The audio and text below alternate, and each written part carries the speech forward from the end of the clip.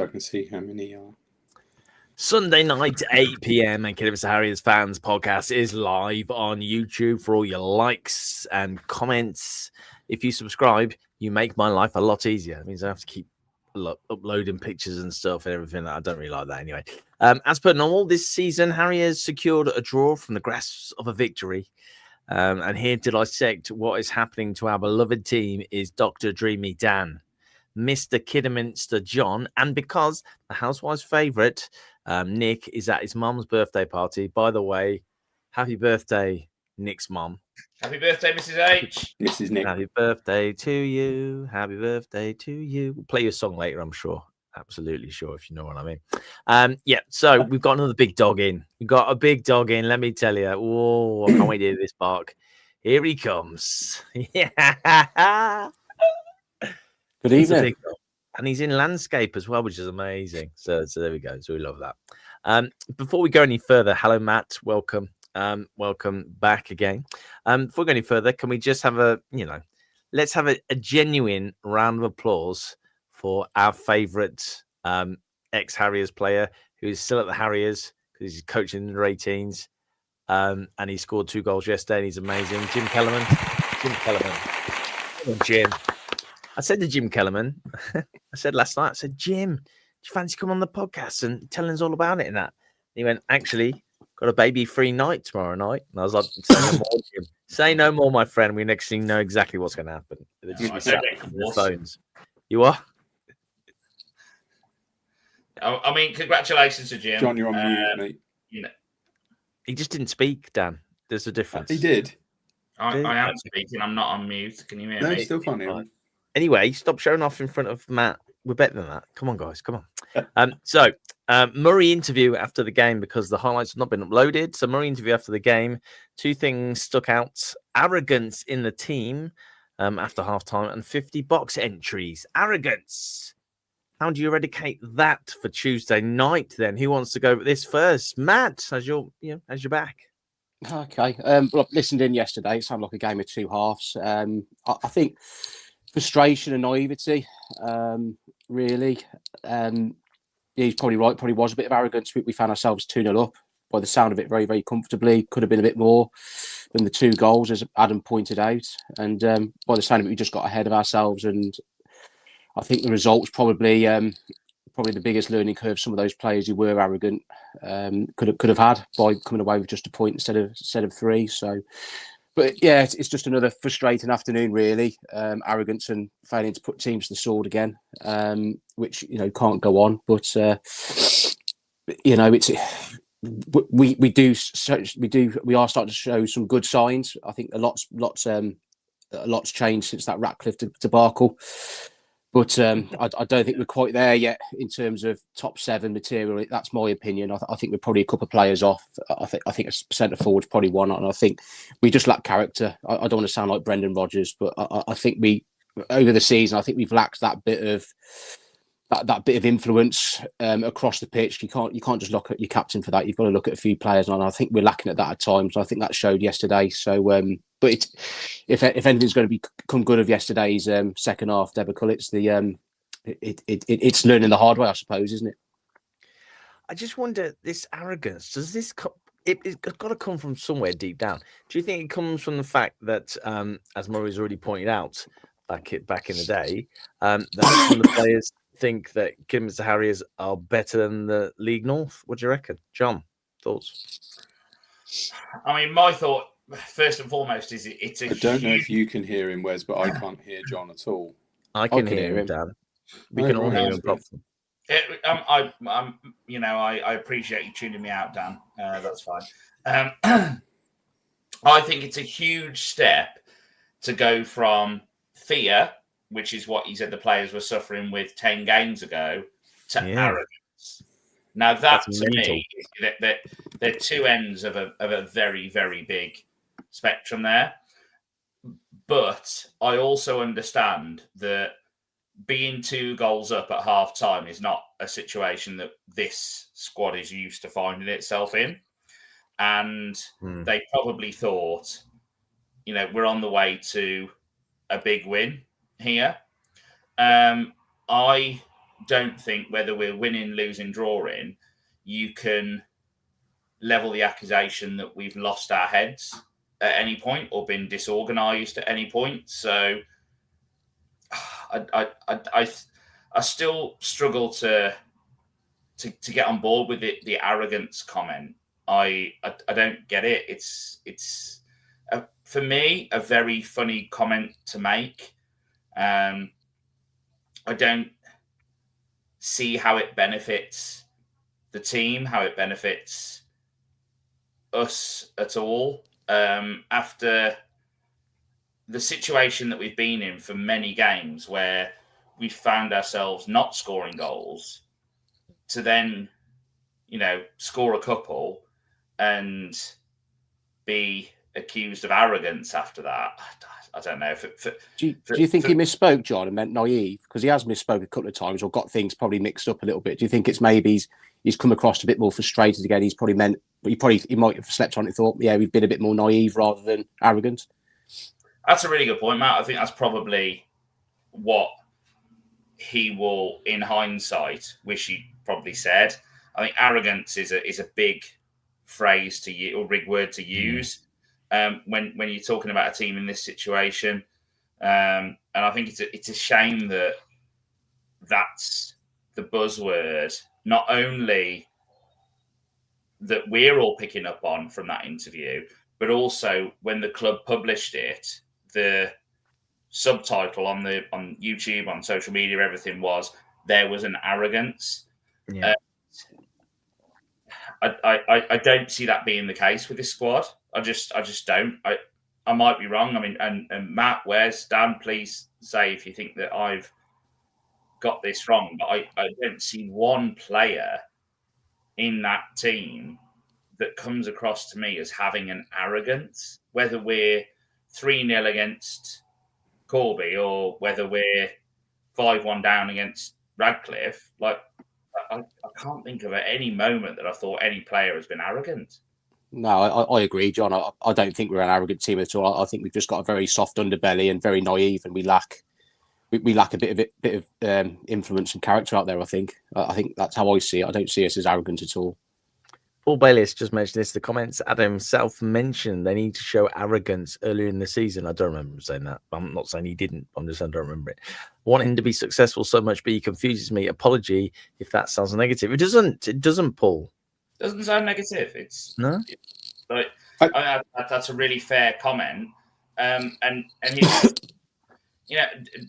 and I think Dan, I don't know if you've had the same. I've had a few people say to me since we were at the training session and we spent some time with Adam Murray that we've been too positive. Like, I've had people say you've been too positive, you've been a Murray apologist, all of these things. We're just honest in how we find things. And of course, I'm not going to come on here after I've had a conversation with someone and being honest with them and go, I think that they're X, Y, Z. Because I genuinely think that Adam Murray and the whole backroom staff want the best for the club, which is the best for themselves. But we'll always be forthright about what we think. And for me, he got that interview wrong. Yes, there's a lot of pressure on him in interviews, but I think he will probably be kicking himself over that terminology today. And it's a shame that's what the first thing that we're focusing on. Do you think Stuart Watkiss should do the after game interviews? Just a thought. I don't think it can work that way. I think Adam Murray needs to be, the face of the club as well as the back room as well. And Stuart Watkiss obviously interviewed very well.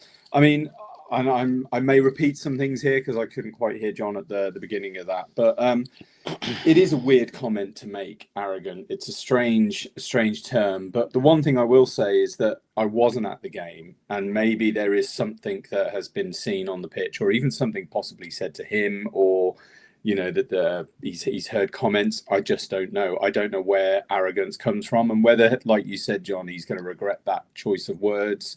Whether he means something else. To me, it sounded like naivety, listening on Hereford and Worcester. I think they talked a lot about sort of waggling their feet at balls and, just sticking feet out instead of putting your body on the line or getting stuck in, and whether, I mean, we're second guessing, aren't we? But whether Adams tried to portray us, that feeling of naivety, or even, I don't know what the term is, but not putting themselves on the line in the way that we expect to see at this level, then, perhaps that's what he's trying to say.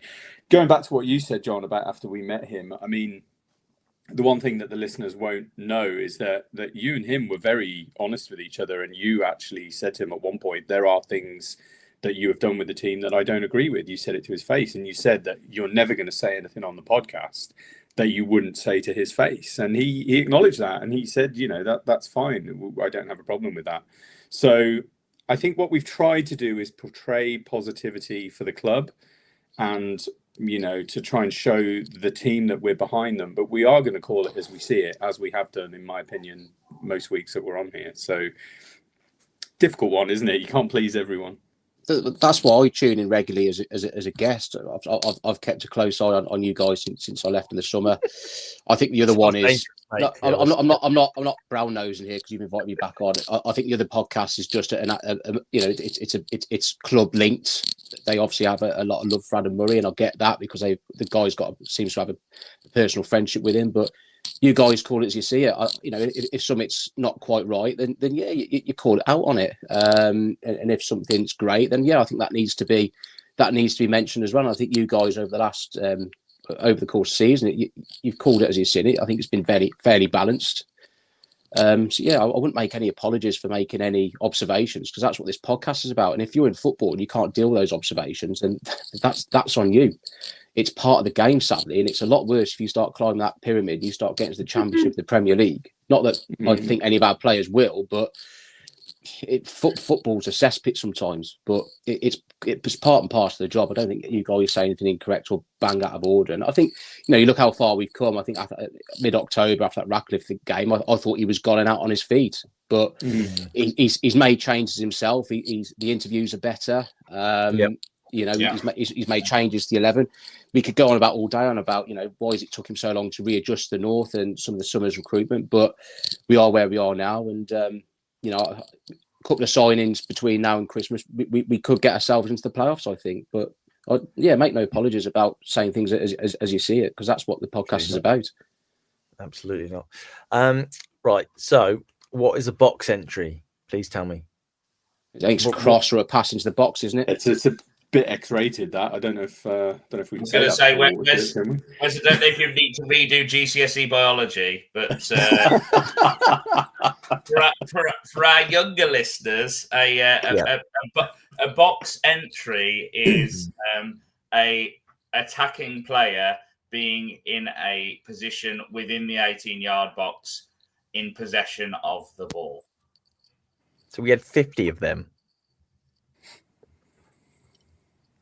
Doesn't mean I don't that, know, but it doesn't mean that he's facing they're facing goal and he's going to have a shot and it's going to go in. Doesn't mean that at all. He could have his back to the goal.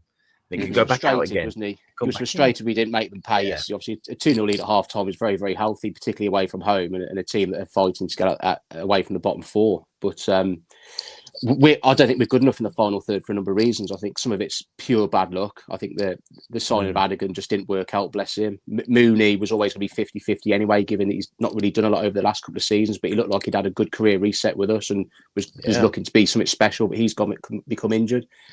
We don't seem to be using Kurt Willoughby right, in my opinion. I think he's best off a target man as a pair rather than out wide on the left or up front on his own, because he's not built for it. He's like me. He's 5 foot summit, centre halves, 18 stone, 6'4". He's not going to do anything, is he? He needs to be in a pair. And Show Silver just hasn't worked out. He's not an upgrade on Amari Morgan Smith. So we're light up there. And you look at our goals for column and you look at a certain Ricardo Reese, I think he's 2 goals off our team as a total. I mean, he's a bit of an exception, isn't he? We spend all that time talking about that boy. We really do. We should get him on at some point. Phil Tanner's not happy at all. Instead of talking or telling about Murray's interview, what happened, what about what happened in the actual game? We weren't there. It's difficult. I think they've done this on purpose. The highlights aren't here. But AMS and Folks fight after second goal. I can't imagine AMS and a fight with Joe Folks. Are you kidding me? They might I have just had can't words. believe it. I can't believe it. Phil, can you tell us if you were there, Phil? Can you just put a message up? Let us know if you were there. I mean, from what I heard on Hereford and Worcester, the first half was a very strong first half, and I don't know if 50 box entries is precisely right, but it sounded to me like we were very much in control of the game. And I think, Matt, you've nailed it there. That the issue is the fact we don't have, whether it's we're not using our strikers right or we don't have the right strikers for the system that we're trying to play. Something isn't clicking at all, and I certainly feel like we're trying this sort of long ball game, ball in the air. I know you're a fan of the big man, small man, Matt, but for me, I want to see the ball on the ground, and I want to see balls into the box where strikers can turn defenders or are playing off their shoulder. And I've seen this from Willoughby, and I've seen it from Gayassi, and the couple of times I've seen highlights and seen him play live. To me, our two key strikers, Willoughby and Gayassi, don't want to run onto flick-ons. They want the ball slotted into them for them to run onto. That's what I'm seeing. Now, I'm not the manager of Kidderminster Harriers. I'm not Adam Murray. He's probably seeing something very different to me and potentially seeing other things in training that I'm not. But that's the feel I get for this. And that's where I sort of feel like that long ball that's then flicked on, it comes to nothing. It comes to nothing. So my opinion would be the system isn't working for the strikers more so than the strikers aren't working. Show Silver, I agree with. I don't think he's quite worked, but that's the way I see it. Dan. I think you're right, Dan. And Willoughby's only good season at this level at Chester was off a big man in Caton. And I know it was only half an hour against Corby. We saw him with Ryan Morgan Smith up front when they switched to a 3-5-2. I think I mentioned this to you, John. We were stood together in the North Stand that game. We looked a lot better for it. I know Corby were a couple of leagues below, but there was just something there you could just see that we could work off on that and getting players out wide and getting into the box. That they work well together. But yeah, I don't think the balance is right there. It is, and I think we need. Gass is going to be a great signing. Whether you play Kurt and him up together, I don't know because there's no target man off that. I know I'll go on about that, but I think that's what we need to get out this league, and that's what we've had before. Well, the way we're playing doesn't work without a target man. There's no version of the way we're playing that we don't have a target man. We have to, and whether that's AMS or Show Silver. At the minute, from what I've seen, it would be AMS. We have to get that system working. I think Gayassi has been good. I don't want to go great, but he's been good since he's come in and joined us. And I think he's hit the ground running better than any of our summer signings, Obi apart. And Willoughby, I think, it's so frustrating because he's such a, and you and I have had the conversation, Matt, he's just a great footballer.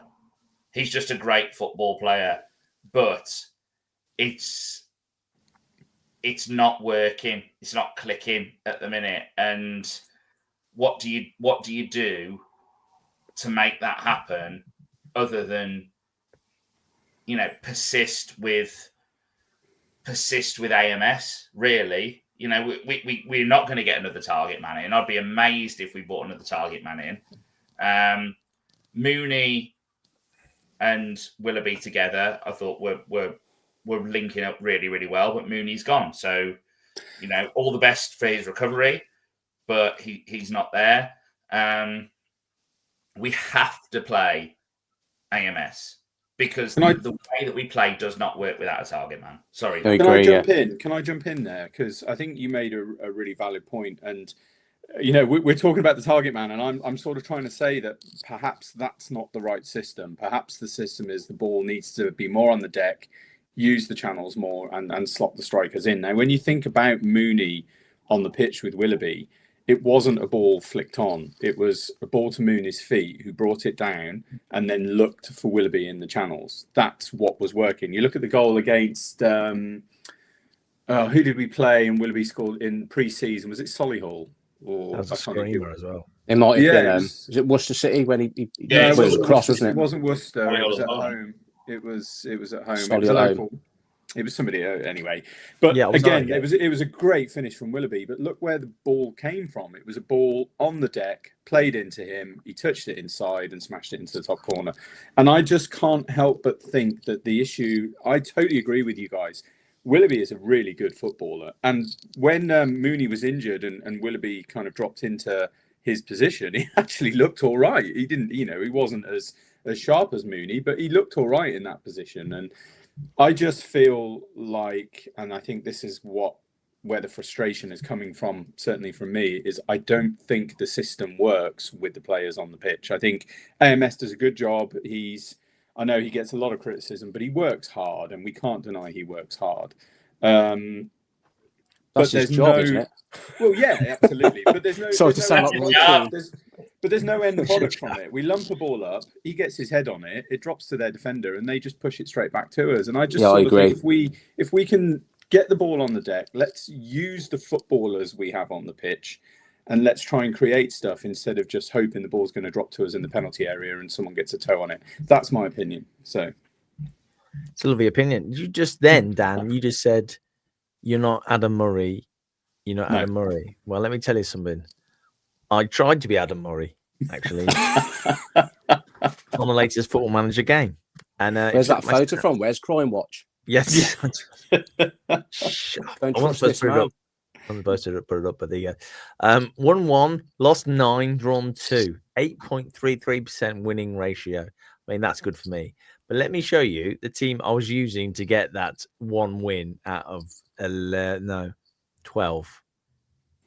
So Morgan Smith up front with Willoughby, Clark behind. Now that's just the one game Clark played behind. Spokes and Reynolds, Davis in the pocket, Divine, Candler, Obi, folks.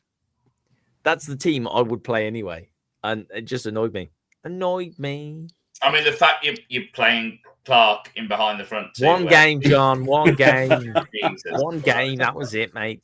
So what would you have done different then, boys? Tell me. Can I actually, as much as I, with sorrow, have seen your managerial departure, just want to pick up on comments about a fight yesterday. Now, between AMS and Joe folks and Liam Shannon, who is stalwart home and away, has said, I don't think fight is the correct term. It's good to see them care.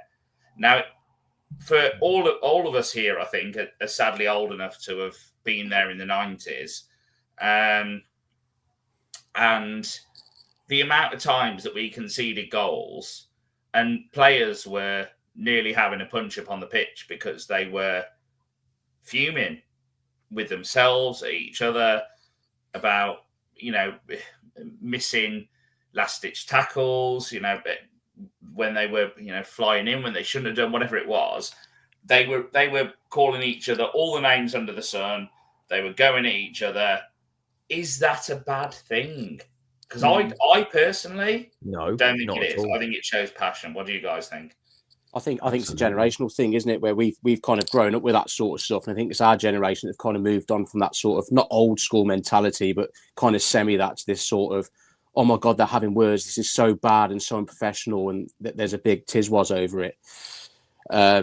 If someone's at fault, at fault, then you expect your captain to be saying, well, what's that about? That's what they're there for, and players trying to strive for excellence and reminding that. I remember the season we went up under Penn, when we come close last season. I remember David Davis and Amari Morgan Smith having words last season when we were trying to churn out a 1-0 win at home to Scunthorpe. Because someone didn't do something particularly well, a basic thing, and they just had words over it. It happens. It's not as if it was like was it Tim Sherwood and Graham Lasso for Blackburn in the Champions League at Spartak Moscow, who had a literal fight. It's just words. It's. I doubt it's that deep, and it's heat of the moment stuff. So let's not get woke here. And shout out to Tim Sherwood, who I'm sure did not expect a mention on the Kidderminster Harriers fan club. But or Graham Lasso. Or Graham Lasso, great left back. I think for me, and a couple of people said I over criticised Show Silver last podcast. I have not seen from Show Silver the kind of leadership that I've seen from Amari Morgan Smith. And if Morgan Smith is going up to players saying, not having a go, but saying, I want more from you, that's your job, that's your man, that's football. That's football captaincy. Surely that's what we want. We want that passion, that fire. Like I don't care if they nearly come to blows, as long as they're sharing a pint afterwards with 3 points in the pockets. Is this where the arrogance comment came from? Do we think? Yes, maybe. I don't know. I don't. I mean, I think it's the way we played. I think it's the way we played. How we let them back into it in a bad way. I think that was probably that. We probably went out there and thought we'd won it when we stayed in the change rooms. Really, is that 8 points now that we've given up? I think it's. I had a private position. Chat with a mate of mine. It's over 10. Yeah. It's over 10. It's not good. It's not going to get us in the top 7 anyway. That sort of form, which is the frustrating thing at the minute. We might be in the playoffs, but the way it's going, I think we're kind of limping around a minute. I think someone's looking at us favourably from above for us to even be around there, because it's not.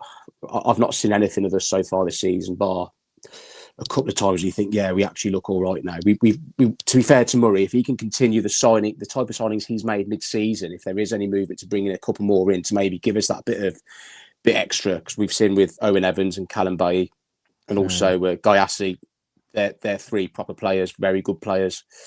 If he can keep on with that sort of trend and we can bring a couple more in, then brilliant. But we do need a couple more at least. Matt, it's like you read my questions. My next question is, where do we go from here?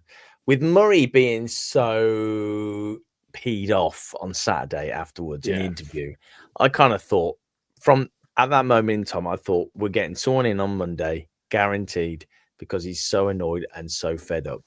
And he's talked about, there are a couple of players that we're keeping tabs on and we've had chats with and stuff. And, the rumour mill and all that kind of thing. Sammy Austin, blah, blah, blah. No. So what do you think? Where do we go from here? Apart from to Radcliffe, obviously. No, Marine, sorry, on Tuesday night. I always get those mixed up. Don't know why. Oh, where are we going from here, Dan? Dan, where are we going?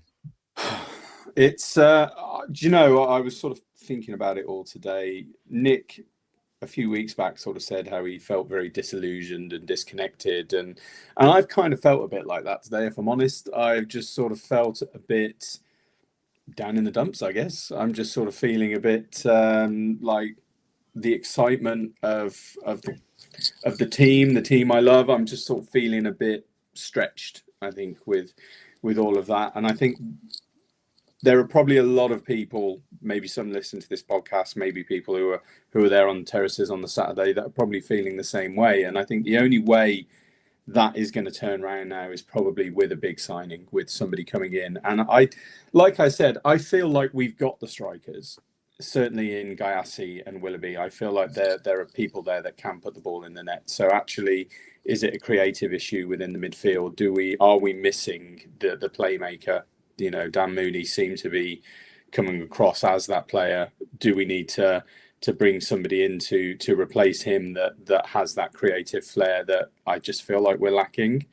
50 entries into the box, but like you said, are they facing the goal? Who are they falling to? Are they falling to the guys up front, or are they falling to kind of central midfielders, or Obi whenever he's up there seems to be kind of getting on the end of a few? So it's really hard to know. Yeah, bang average. That's exactly how I feel, Stephen. Dr. Exactly Stephen right. Brown. Dr. Stephen Brown, yeah. He does need to clarify whether he's a doctor or not, because he doesn't. Mate, he called Dan Mooney's injury. Did you see that, Matt? He was literally on there. He went, he's got an ACL, and no one knew at the time. Yeah. So bad. It was so mad. Dan, you say about making another big signing. We signed Gayassi like 2 weeks ago. Yeah, I agree. Surely he's the marquee signing, and he will be, because you just look at him, you just know goals are going to flow from that guy. You just know they will. It's just a case of when it's going to happen. Hopefully, it'll happen on Tuesday nights. That's what I mean, though. Are we missing the creation? Are we missing the creativity? Are we missing that player that, you know, slides the ball in, the guy who makes something out of nothing. Is that what we're missing? And I mean, who was that last season is the question. Where was that coming from? Was it Zach Brown? You know, I wasn't particularly a fan of Zach Brown, but maybe he was that man who was making the difference. And yeah, I just feel like I like Adam Murray a lot. I think he's a little bit misunderstood. Is he busy? I wouldn't say he's my Bezzy. No. But remember, players aren't our friends, obviously. But I sort of feel, I feel like I felt frustration yesterday, and not with him. It's a frustration with the team at the moment, and I just wonder if, do we need somebody who's going to come in and create things out of nothing, essentially? But I like the fact that he won't pick out one single player to throw under the bus. So he just basically throws them all under the bus and says they're arrogant and they've got to sort it out. But that's how I feel about it. I don't know if I'm being wrong there, but that's what it feels like. Well, you saw Riley Reynolds was chucked under the bus last season by Brown after Marine. Oh my God. Which was, unless someone's being a real dick, then no, I think they go out as a team and win as a team and they lose as a team. I don't think anyone was particularly at fault for that game yesterday. I think it was a collective thing. I think Dan's right. I think we're certainly lacking something, aren't we? I think midfield probably is a problem for us. We haven't got any generals in there. I think we are missing David Davis a bit because of his leadership and his experience and the fact he does the ugly things so well. I think we do that. He knows how to win a game of football. And I think he's going to be missed more than what people realise. It was interesting. You might have heard this, Dan, because I know you listen to Hereford Worcester. John, I don't know if you listened to the game yesterday, but Chris Williams, the commentator, he was asked by Trevor Owens, what do Harriers really need? Obviously, he said about this number 9, but he also said someone in midfield who could drive the ball forward and really influence the game. Yeah. And Nick mentioned this the other week, and I kind of disagreed with it at points. When you think of Davis, Candler, and Reynolds as your midfield 3, then you think, that's decent. You know, Reynolds has been great since he's come in. Candler's a wonderful footballer, and Davis is Davis. But are we missing an influential player in there in the way that Shane Byrne brought, just to try and win us a game and be a voice and be a presence around the pitch? So it's an interesting one, isn't it? There's a comment just come through about missing a nasty midfielder. Now, David Davis is a nasty midfielder. Candola, I'd love to see more of his nasty side. Yeah. I think what we're missing is the 20-25 yards between picking up the ball from the defence and being able to lay the ball off to the. We're missing that in the middle of the park, and Riley Reynolds has done a fantastic job this season. He has, and he's a great footballer again. But you can't put everything on him. 2, if he has one bad game, is that 3 points dropped? If so, what do we do? Where are the other options there? Because, you know, Spokes, I like Spokes.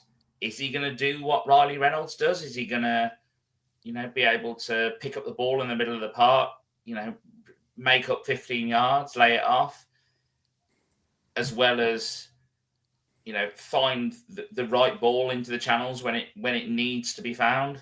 I don't. I know Spokes has got a lot of praise on this podcast and from fans, but I don't think he's in the same league as Reynolds. Mm-hmm. I agree with that. If I'm honest with you, I agree with that. When Reynolds came on, I can't remember what game it was. It was one of the kind of the first. It was before he was kind of getting into that starting 11. He came on as a sub, and it was the first time the midfield saw the ball for the kind of 40, 50 minutes that was played before he came on. I just felt like the midfield was non-existent, and the ball would be on the back 4, and then it would go past the midfield to the front person to try and flick on, and the midfield would just kind of roaming around in the middle. Then Riley came on, and it suddenly felt like there was an outlet for the defenders to give the ball to somebody in the midfield who would then turn on the ball and, like you say, travel with the ball and then deliver it out either into the channels or sort of out wide. And I think that to me, as we sit here talking, is sort of coming out in my mind that maybe is what we're missing. We're missing creativity in the middle of the park. I don't think the strikers are bad strikers. I think Ayasi, like you said, Wes, is going to be superb. I like Willoughby, but I just wonder if they're just not getting the right balls. They're not getting what they need, the service that they need to do something with it. I mean, we'll see, won't we? We could do with a number 10, I think, and a decent number 10, and play Davis and Reynolds deeper. I think Davis in that defensive midfield role last season was absolutely class. I know it might mean someone like Condola misses out, but you can't please everyone, really. And I think you're trying to shoehorn everyone in together isn't going to work either. So what we're saying is we need a replacement for Dan Mooney.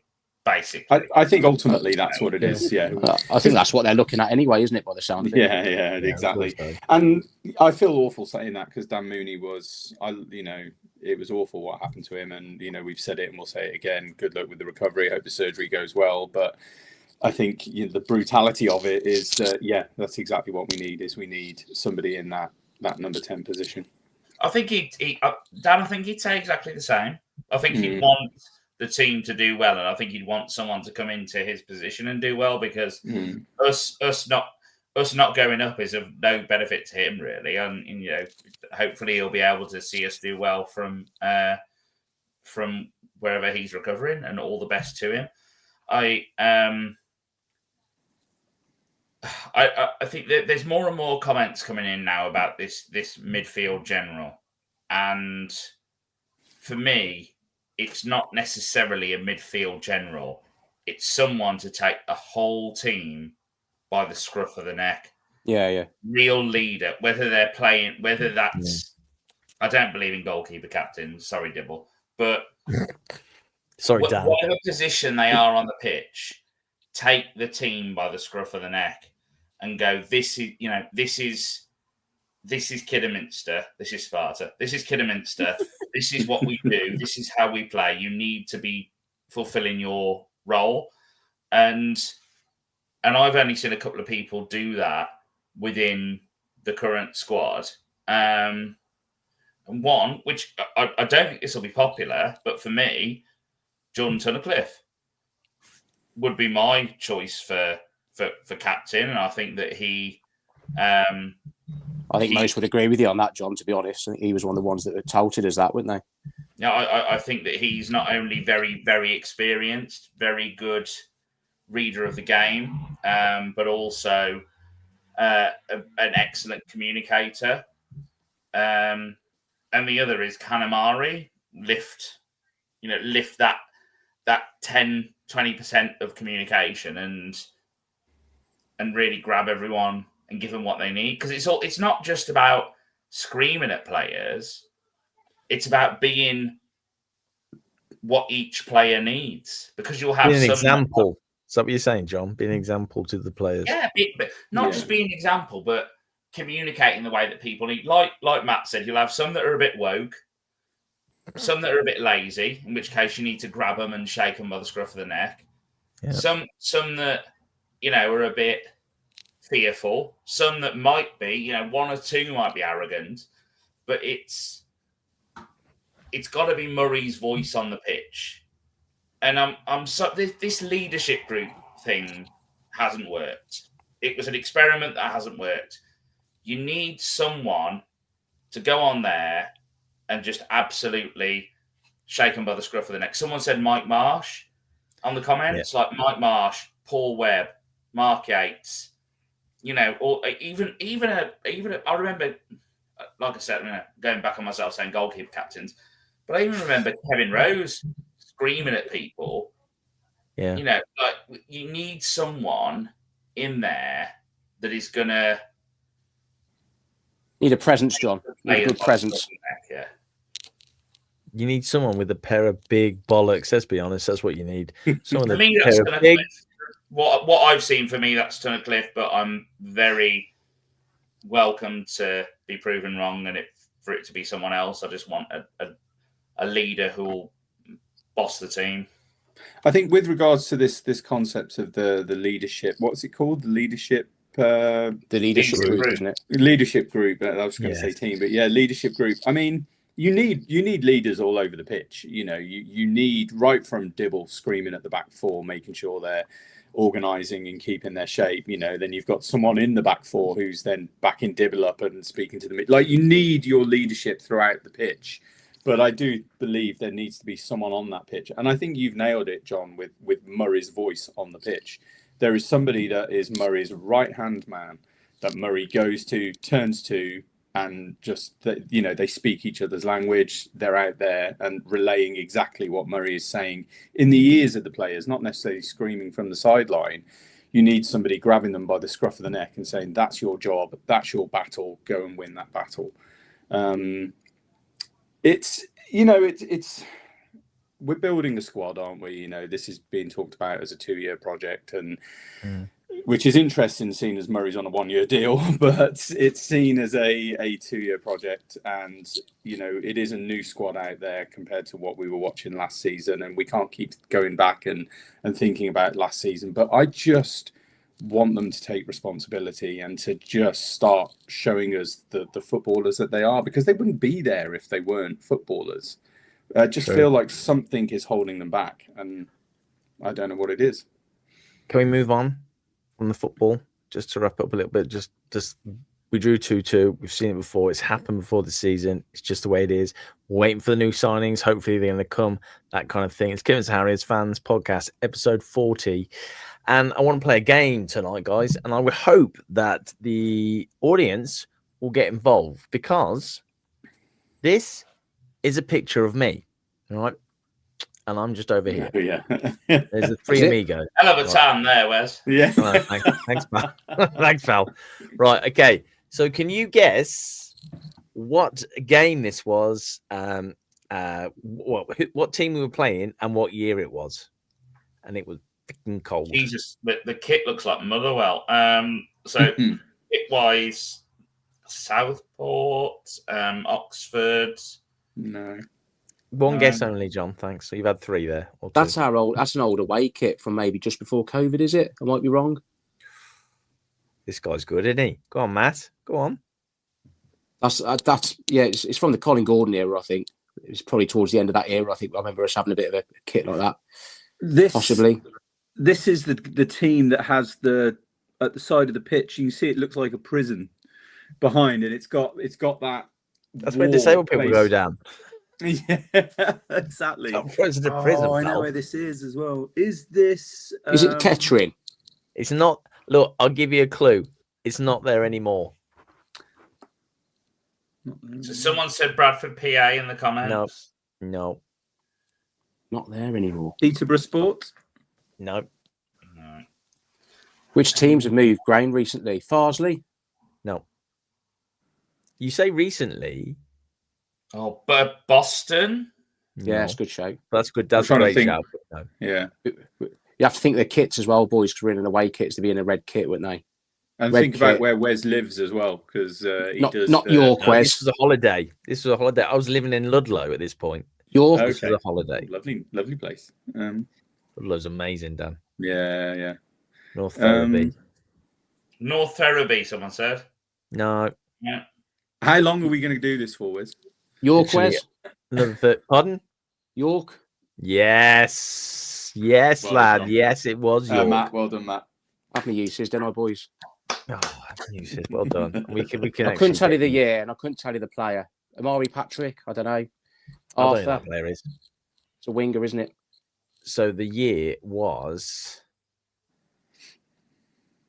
2018, I believe. So that was York. Did they used to play at Bootham Crescent? Is that correct? Yeah. They did, yeah. Demolished since. Yeah, it's gone now by, and they got the new ground, and the home fans started ripping the chairs out. Oh God, what is wrong with Tell someone? you what, Wes. Tell you what, Yeah. you've lost a bit of timber since then, son. Mate, do you know how cold it was? That was the coldest I've ever been at a football ground, and I had about 4 cups of tea then. I've got about 3 coats on, so yeah, I lost loads of timber when I got back to the hotel. To be honest, it all came out. But yeah, that was fun, wasn't it? So if anyone wants to get involved with that, I enjoyed doing that. Did you enjoy that, fellas? Was it nice, chessy old grey matter? That was I hard. enjoyed that, yeah. Maybe maybe the listeners can send in their pictures from games and we can guess the game. And guess the year as well. That'd be really cool. That'd be great. Oh, do you remember that one we had a few months back? It could be with Captain Crazy, and then it was Swansea. Do you remember that, John? Yeah. So I think one of the things that we haven't really mentioned on here is about Roger, Captain Crazy. Very, very sad, obviously, this year that we've lost the captain. And I'm sure a part of all of our childhoods and part of the childhood of a lot of people listening as well. So, yeah, top bloke, and hopefully he's resting easy. And one of my favourite memories of the captain is when he would read out the football scores, and he would always say, Leek Town 1, Crawley 1, Lionel Blair definitely 1. So yeah, rest easy, Captain. At KHFC TV, if that is it, it would have been 2017 then, because we didn't win 3-0. We drew 1-1. Crowsdale scored first goal, and they equalised. And it was just, oh god, it was so cold. Jimmy, you said, John, so we spoke to a couple of Marine fans earlier, which that'll be released tomorrow at 12 o'clock. And John, you said that was one of the coldest grounds you've ever been to. Well, it was actually the day it was supposed to be played was one of the coldest days I've ever known. It was -8 up in Liverpool when we went for that. So we actually went. I've had a couple of these issues over the past couple of years where I've gone to games that have then been called off. And it was -8. So I think it was justified in being called off. Wes, can we quickly talk about, before we finish, where our season is compared to where Marine's season is? And I know this is a bit of a spoiler, but we asked them how they thought their season was going, and they were over the moon. They were over the moon with how their season was going, and it's almost identical to ours. Now, I know there's different budgets, different expectations, but my question to you guys and to the wider audience is, are we being a bit too harsh on where we are? Go on, Dan, you can go first, pal. Thanks. I've beaten myself up about that a few times, and sort of berated myself for believing that we should be above where we are. But you know what? I believe we are a National League team, and I think that probably kind of echoes around the ground that I think a lot of people feel that way, and I just feel like at the moment the squad just isn't doing what we thought they were going to do at the start of the season. I called at the start of all of this that we were going to win the league, and I believed it. And now we're in a position where, I think we're going to struggle to make the top 7 unless something really changes. That's where I think the disappointment is in me, is the fact that I expected us to kick off in the same way that we did the season before, and that just hasn't happened. But I guess that is part of being a football supporter, is it's, and certainly in the lower leagues that we kind of knock around in, I guess that's where the difference is. Something you said actually very early on, John, is that this league is better this season than it was last season, and the teams that were struggling last season are outperforming the teams that were in the top half of the table last season. So, and like your Merthers, the promoted team as well. Exactly. So we're playing in a very different league to what we played in last season. But I guess that's where the frustration is with me, is that I just expected us to kick on and to be challenging, and I just don't feel like we're doing that this season, and that's disappointing.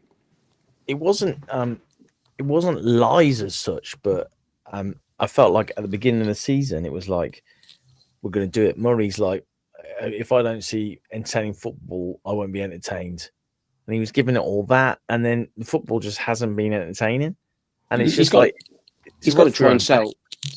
they have got to try and sell the club and get the last few season tickets in. So it is probably a bit of a sales speech. And I suppose as a manager, you have got to come in and say, yeah, we want to play good football. Yeah, we do want to do X, Y, and Z. But I think Dan's pretty much spot on in his assessment there. But I think there's still question marks somewhere at the minute. I remember a lot of people know Adam Matthews. He's been going at the club for years. I know he's a good friend of yours, John. And I remember him tweeting or Xing now, saying it's probably the most prudent appointment this club has made for some time. We all had massive hopes going into this season. But, you know, it's took him a quarter of a season to figure out his best team, his best 11. He tried to get us to play in the Conference South way rather than being acclimatised to the Conference North. All these little things, and failing to hold on to a league yesterday, us having a soft underbelly, us really failing to get the best out of the strikers we've got here and really addressing departed players like Maz and Hemo. It's just frustrating. And yeah, I think we're just very frustrated. I think we expect to be top 7. That's the bottom line. I don't think that is really an unrealistic ask, given the budget that I have heard that we've got. It's a top 7. It's a top half of the table, top 7 budget. I think we're probably top heavy in wages on some players that don't offer really much value for money, whether they're injured or just haven't worked out for whatever. So obviously Marine are probably great, really happy, same as Merthyr. They're having a whale of a time. But with us at the moment, we, like Dan said, we are a National League club in all but name. I don't mean that arrogantly. I think, you know, you look at our gates, the grounds, the structure, and all that side of things. The chairman we've got, it is geared up to that. But you've got to get out this league by kicking and screaming your way out. You can't go out sexy football and that sort of stuff. But it's just so bloody frustrating at the minute. And you know, after last season as well, there probably is a bit of a thing with the supporters where it's like, yeah, we got hurt last season and we didn't do it, but we should be doing better than what we are. We should take a quarter of a season to figure out what your best team is, or some of the signings haven't worked out and all that sort of stuff. So we'll see what happens. But you know, I remember I've seen, I think Dan Cartwright, good pal of mine, saying we won't get anywhere with Murray, etc. But I think the club are going to stick by him, and they have done. They've allowed him to appoint Stuart Watkins. They've allowed him to bring Gayassi in. They've allowed him to bring Paul Callenboy in, who are proper signings. And I remember this. We go back to Phil Brown and his Brent-style interview after the Spennymoor home game, which followed the Marine defeat.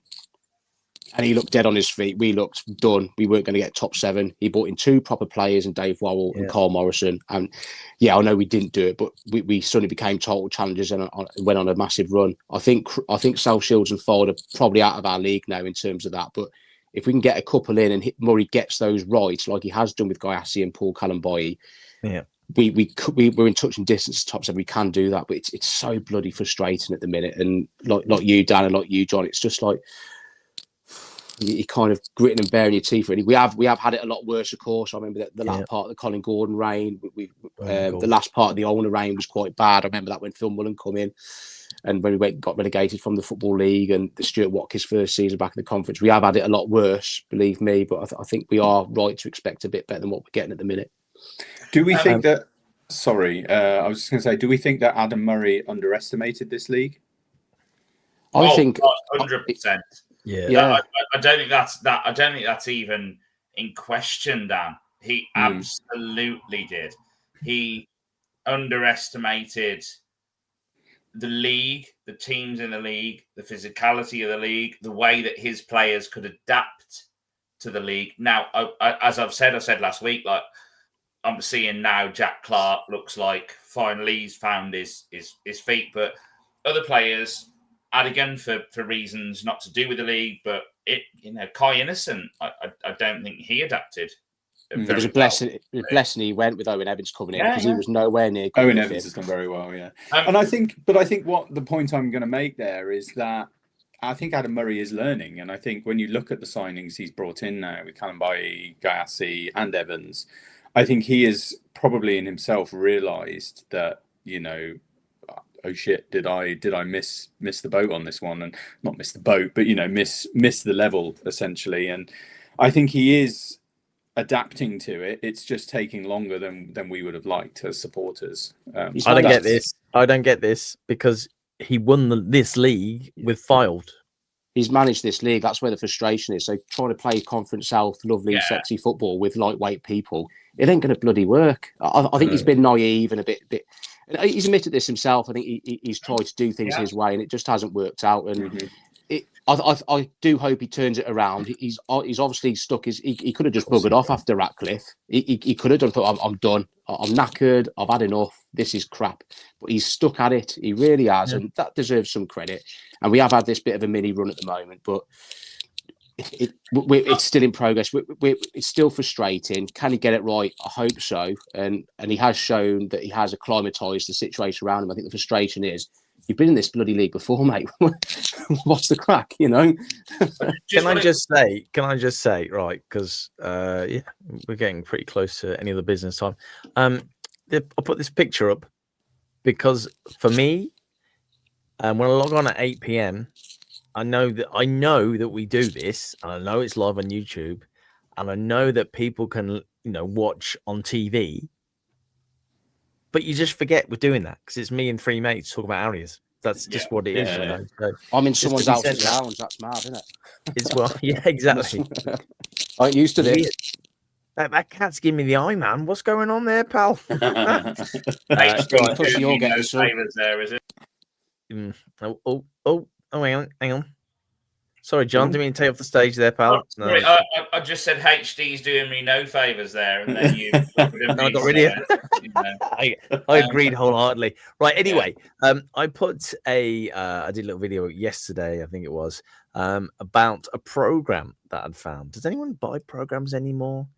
This one. Know. Yeah, Harriers versus Yeovil Town from 1951. Wow. Kickoff 6:30. Wednesday, the 22nd of August. But look at the kit, though. It's not red and white halves. Just a red top. Yeah. Pink shorts. Red socks. Wes, if you're wearing that kit next week, I'll be very impressed. He's got them shorts on now. Yes. Obviously. So yeah, I saw that and I was like, oh man. But Matt, you said you got boxes of programs.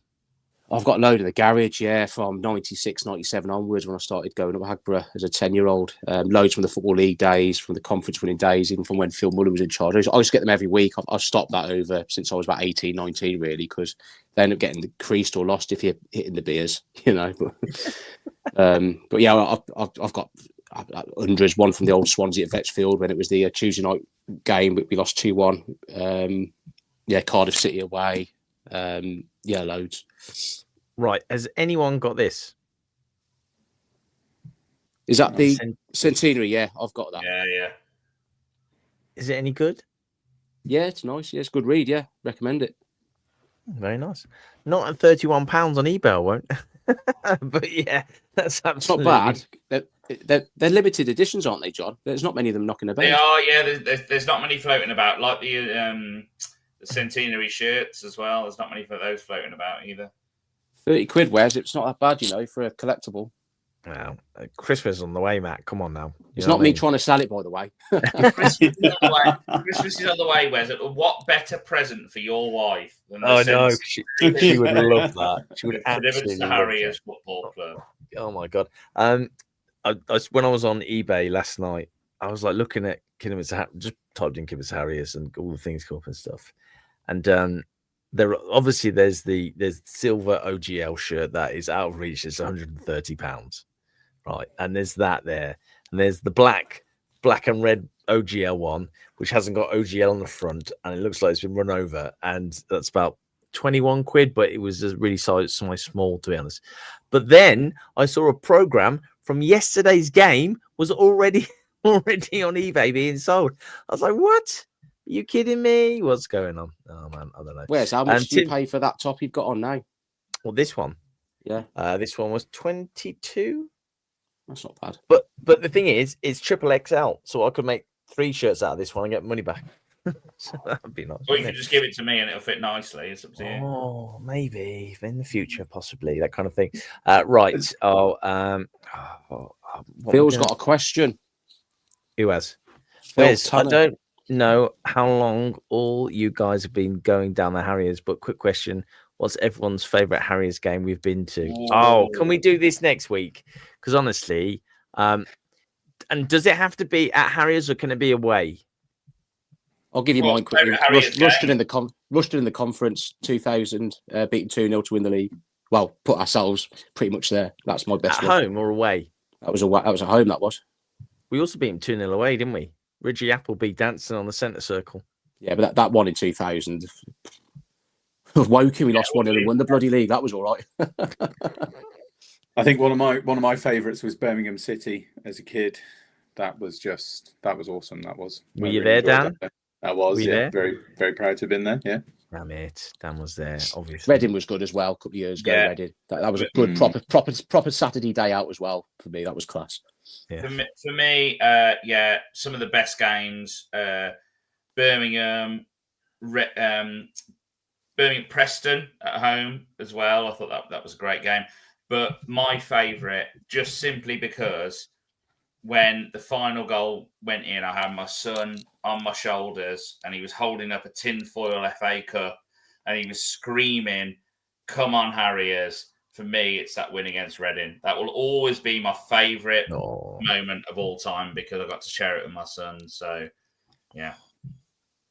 We also got to share it with 2,000 really angry Reading fans, if you remember correctly. I had to get on the bloody train with them after I live in Worcester. I got back onto the train. I was all there. I thought, here we go. You had them all, bomb carriage and kept quiet. I bet you had them all with the Stone Island on.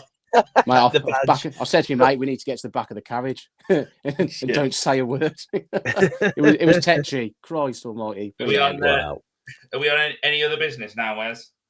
Yes, mate. Any other business? Just hoping that. I love this. I know you love it, Dan. At Ackborough, the lights are bright. Red and white, the Harriers might. Wes is talking, he's got lots to say. Dan smiling while heard this, it's man? Christmas Day. I can't hear it, but is it the Christmas song from last week? Yeah. Fill it with joy and cheer instead. We'll sing and shout, our voices strong. Harriers Christmas, hear our song.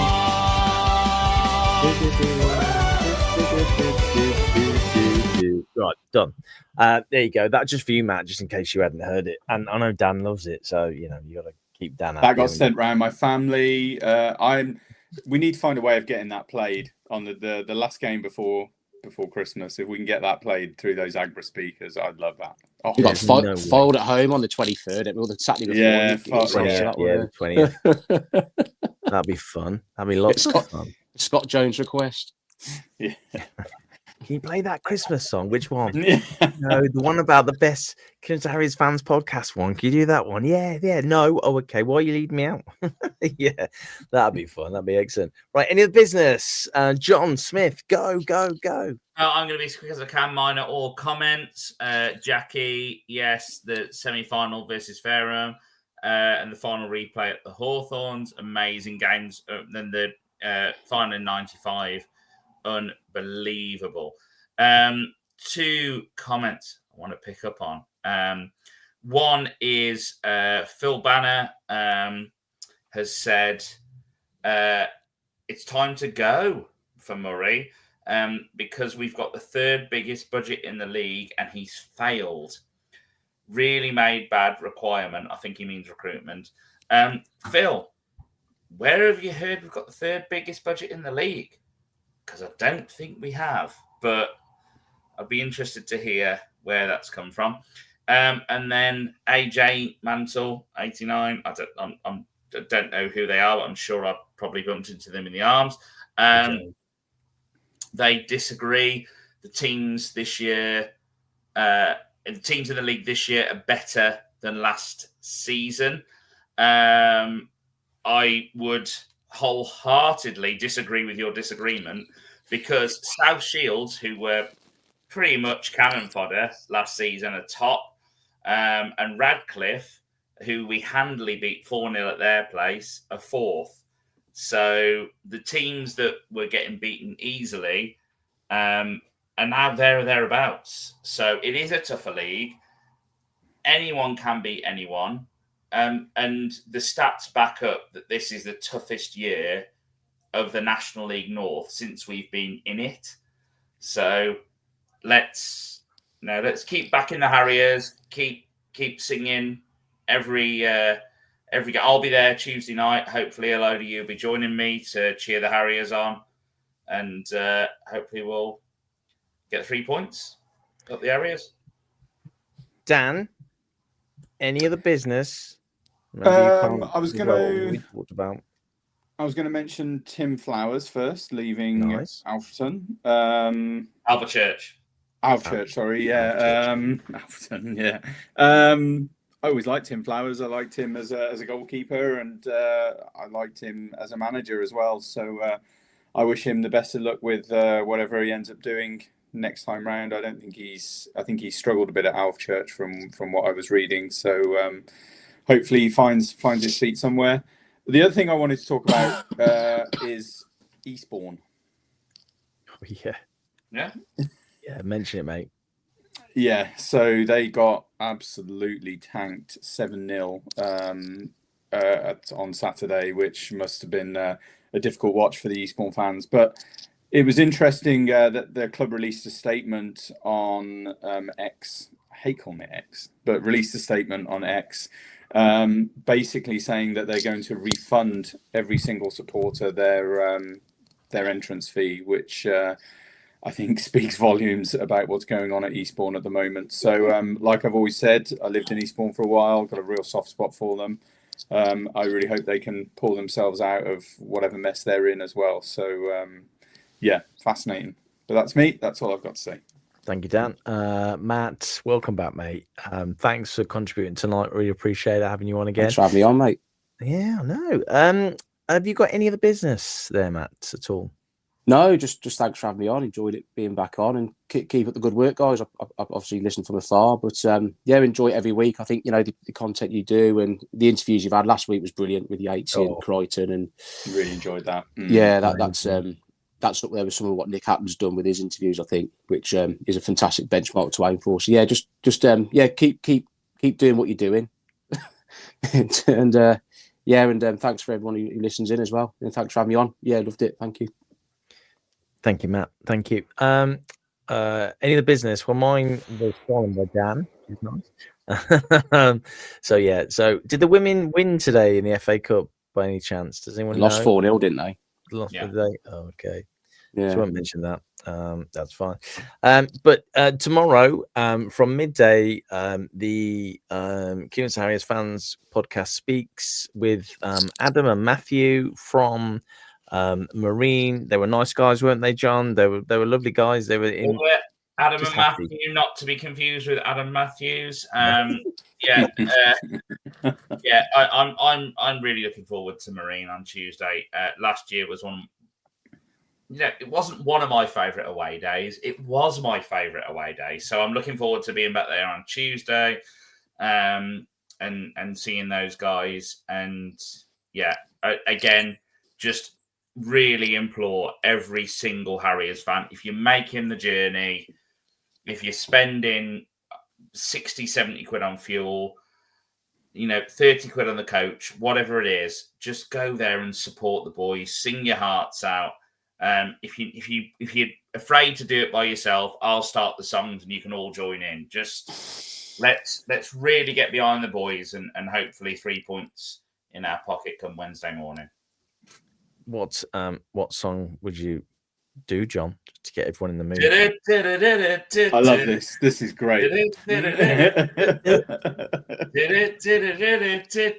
got to do it.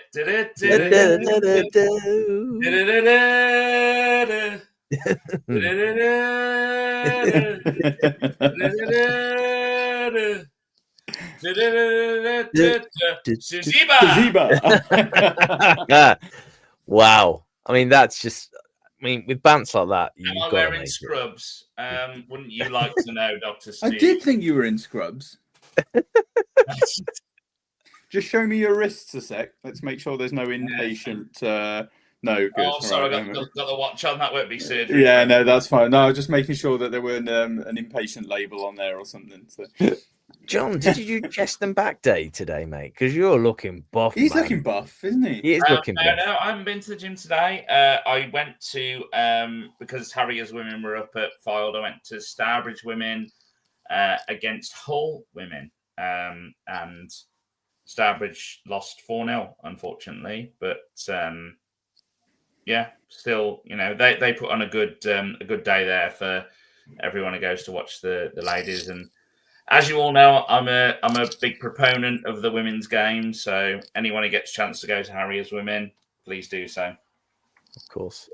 Can I just say, right, because one of my comments towards the end of the best podcast we've ever done was, my God, we're looking so knackered. What's going on, guys? And I can report today that although John looks like he's going to fall asleep at any point, he's looking massive, actually massive. Matt looks like he's having the time of his life. And Dan just won earlier, so Dan don't care either. So thank you so much for sticking with us tonight. We've had over 40 plus people watching, which is brilliant. Wherever you watched, just let us know where you watch us from. Is it on a phone? Is it on your tablet? Is it on a cruise somewhere? Oh, that'd be nice, wouldn't it? I'd love that. Nice little cruise, cheeky cruise. Just let us know. Please subscribe as well to the channel. That'd be awesome too. And we'll be back on Sunday with more chat, hopefully, about 6 points that we just got in the bag. But we never know, do we? We never know. So thank you so much, everyone. And keep putting pressure on the club to play our Christmas tune as well. Dan would love it. I really would. I really would. Thank you, Matt. If you're listening. There you go. Thank you, Dan. Thank you. The buffest man in Kidderminster is Jon Smith. There you go. Cheers, guys. And we'll catch you all on Sunday as well. Cheers, guys. Thank you.